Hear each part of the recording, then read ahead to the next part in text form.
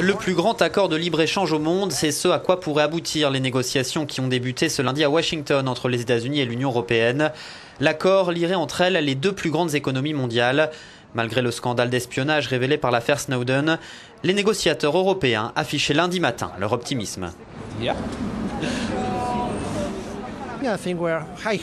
Oui, nous sommes pleins d'espoir, tout devrait bien se passer et je pense que c'est une grande opportunité pour nous tous. L'objectif officiel des deux parties est d'aboutir à un accord avant octobre 2014. L'un des points les plus délicats traités à part concerne la protection des données numériques personnelles perçues comme un frein par des groupes américains comme Google et Facebook. Ce qui est bien sur le plan national, estime cet expert américain sur les relations transatlantiques, c'est qu'il y a un large consensus sur le libre-échange au Congrès et au sein de l'administration.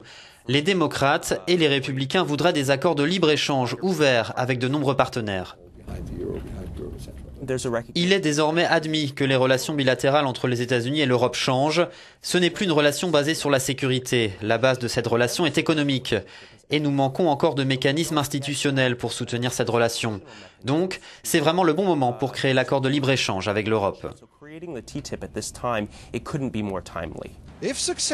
S'il est conclu, un accord serait la plus grande avancée au niveau des relations transatlantiques depuis la guerre froide.